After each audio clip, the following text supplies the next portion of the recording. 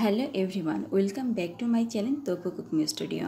আজকের পর্বে আবারও হাজির হয়েছি নতুন আরেকটি রেসিপির সঙ্গে।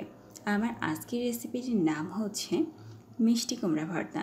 কীভাবে মিষ্টি কুমড়া ভর্তা তৈরি করতে হয় তা আপনাদের সঙ্গে শেয়ার করছি। চলুন তাহলে দেখে নেওয়া যাক রেসিপির পুরো প্রস্তুত প্রণালী। আজকের রেসিপির জন্য অলরেডি আমি মিষ্টি কুমড়াগুলোকে আগে থেকে ভেজে নিয়েছি। দেখুন, আমি অবশ্যই একটু পাতলা করে আর মিষ্টি কুমড়াকে কেটে অবশ্যই লালচে বর্ণের করে ভেজে নিয়েছি। এখন আমি এর মধ্যে দিয়ে দিচ্ছি আমার ভেজে রাখা শুকনা মরিচ। আমি অবশ্যই এখানে ঝালটা খুব একটা বেশি ইউজ করছি না, আপনারা চাইলে আপনাদের পছন্দ মতো ঝালটাকে ইউজ করতে পারেন। আমি এখন সুন্দর মতো আগে মরিচটাকে চটকিয়ে নিচ্ছি। এখন আমি এর মধ্যে দিয়ে দিচ্ছি কুচি করে রাখা পেঁয়াজ কুচি। অবশ্যই কুচি করে রাখা পেঁয়াজ কুচিগুলো খুব ভালো মতো আমি এখন হাত দিয়ে চটকাতে শুরু করেছি। এখন হাত দিয়ে ভালো মতো চটকিয়ে নিয়ে আমি এখন এর মধ্যে ধীরে ধীরে আমার মিষ্টি কুমড়াগুলোকে দিয়ে চটকাতে থাকবো। তার আগে আমি দিয়ে দিলাম 1 চা চামচ পরিমাণ সরিষার তেল।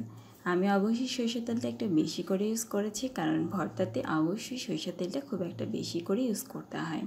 এখন আমি এভাবে হাত দিয়ে চটকিয়ে সবগুলো মিষ্টি কুমড়াকে খুব ভালো মতো চটকিয়ে নিচ্ছি।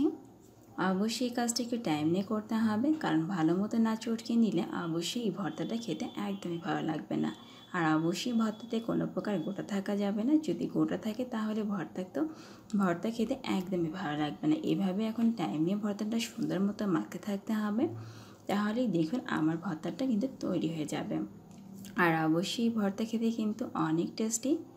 অবশ্যই এই ভর্তাটা একটু টাইম নিয়ে সব আস্ত অংশগুলোকে খুব ভালো মতো চটকে নিতে হবে। আমার ভর্তাটা কিন্তু অলরেডি রেডি। আশা করছি এই ভর্তার রেসিপিটা আপনাদের সবার অনেক ভালো লাগবে। যদি ভালো লাগে প্লিজ আমার চ্যানেলকে সাবস্ক্রাইব করুন। তাহলে এখানেই বিদায় নিচ্ছি। আমার চ্যানেলটাকে সাবস্ক্রাইব করে আমার পাশেই থাকবেন। ধন্যবাদ সবাইকে।